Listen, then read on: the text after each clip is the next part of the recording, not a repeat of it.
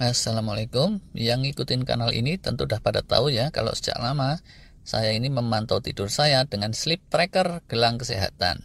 Bukan iklan atau apa, izin lah ya, saya sebut merek. Dulunya saya pakai smartwatch Fitbit, sekarang pakainya Mi Band dari Xiaomi. Ternyata, apa coba? Dua-duanya itu bisa dihack dengan meditasi, dan belakangan setelah saya pelajari lagi, ada kemungkinan ya si meditasi itu bukannya sekedar menghack smartwatch-nya, tapi dia itu beneran bisa menghack tidur kita. Dan beneran cara hack ini bisa memunculkan theta wave atau delta wave di otak kita, padahal kita pas lagi nggak tidur. Menarik ini nih. Yang belum nonton videonya silahkan cek aja. Dulu kita pernah bahas bahwa di otak kita itu ada gelombangnya berganti-ganti di antara 5 jenis gelombang otak seiring keseharian kita. Pas tidur gitu otak kita berada di gelombang theta atau delta, kecuali kalau pas REM sleep itu bisa kayak orang melek saja. Gelombang theta itu kalau pas tidur relax, light sleep, sedangkan delta wave munculnya saat superpulus deep sleep. Pas melek, sebaliknya otak kita itu biasanya berada di gelombang gamma atau beta. Gamma itu kalau pas metenteng berpikir super kenceng, sedangkan kalau mikir biasa, konsentrasi biasa itu gelombangnya gelombang beta atau beta wave. Terus ada gelombang kelima yang disebut gelombang alfa. Itu biasanya peralihan dari saat sadar gelombang beta menuju riap-riap menjelang terlelap tidur di gelombang theta. Atau sebaliknya saat kita bangun tapi belum loading benar. Ini peralihan dari theta ke beta.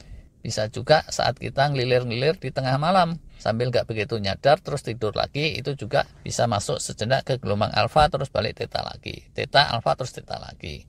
Atau pas melek tapi bengong, beta, alfa, terus beta lagi. Seperti itulah kira-kira. Ihwal gelombang ini penelitiannya belum beneran katam, tapi dipercaya bahwa saat kita tidur, entah light sleep atau deep sleep, saat otak masuk ke theta wave atau delta wave apalagi, itu titik healingnya kenceng optimal. Nah jadi kalau di saat melek kita bisa meditasi yang cukup dalam, terus otak kita kebawa terbuai sehingga menyetel diri ke dalam theta wave atau delta wave, ini satu fitur yang menarik untuk dicermati, ya kan?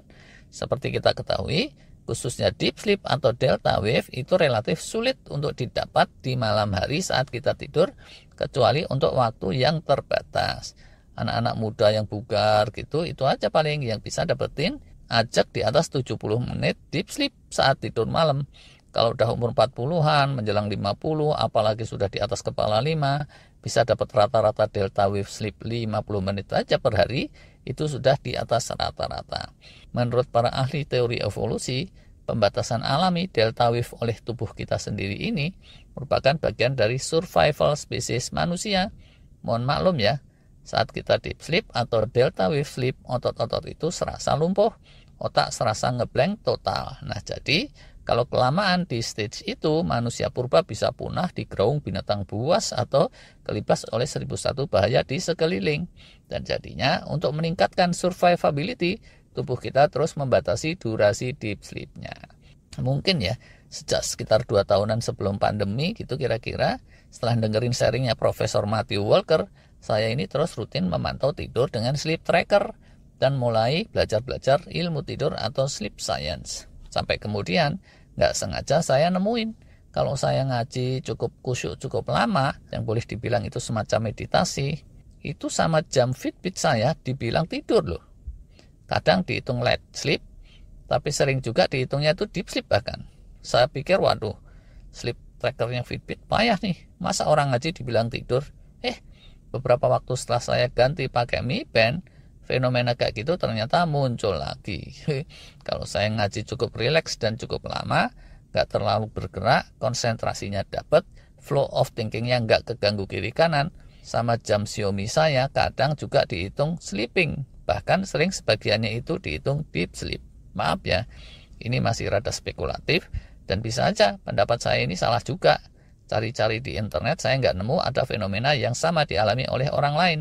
Tapi Bapak Ibu Saudara sekalian yang lebih soleh-soleh dari saya, yang rajin ngaji, silahkan aja bereksperimen hal yang sama.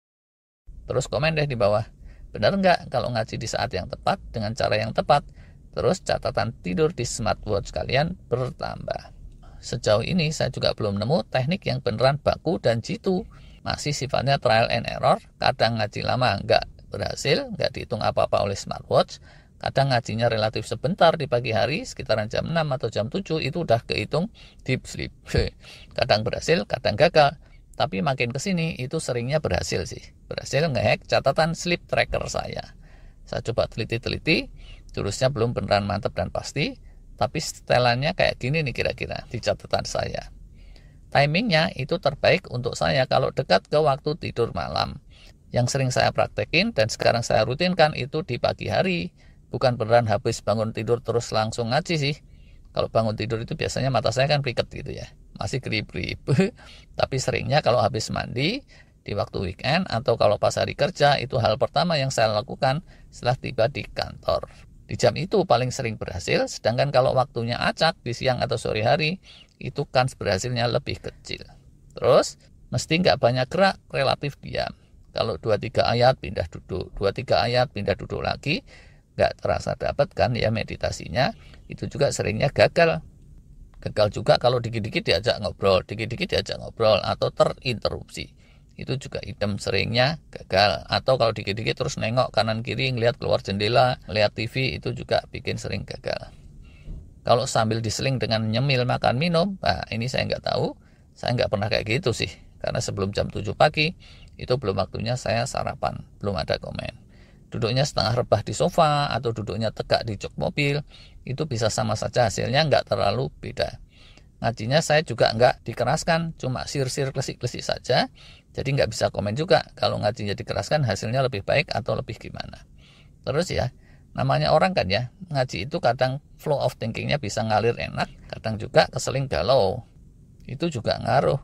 Kalau flow berpikirnya rada ada galau-galaunya, itu seringnya gagal. Tapi nggak terhindarkan juga sih, orang yang pas-pasan kayak saya, ngaji jarang bisa sampai beneran khusyuk. Jadi ya gitu deh. Apakah ayat tertentu saat ngaji bisa lebih memunculkan efek meditasi, dan ayat tertentu itu malah meredam efek meditasi? Ini mungkin juga ya. Cuma dalam hal ini saya masih belum bisa menyimpulkan benang merahnya. Hasil pengamatan saya kayak gitu deh kira-kiranya. Cuma ya, pas saya cermatin lagi soal gelombang otak dari berbagai sumber, saya dapat informasi nih, bahwa theta wave dan delta wave selain bisa dipicu saat kita tidur, ternyata juga bisa dipicu dengan teknik-teknik hipnotis tertentu dan juga dengan teknik-teknik meditasi tertentu. Nah loh, saya jadi mikir nih, jangan-jangan itu tadi saya bukannya berhasil menghack sleep tracker, tapi beneran saya berhasil memunculkan theta wave dan delta wave, padahal saya tidak tidur. Widih, kalau beneran seperti itu, ngaji itu insya Allah bisa jadi jurus healing yang bermanfaat juga tuh. Walaupun tentu saja ini masih perlu pendalaman-pendalaman.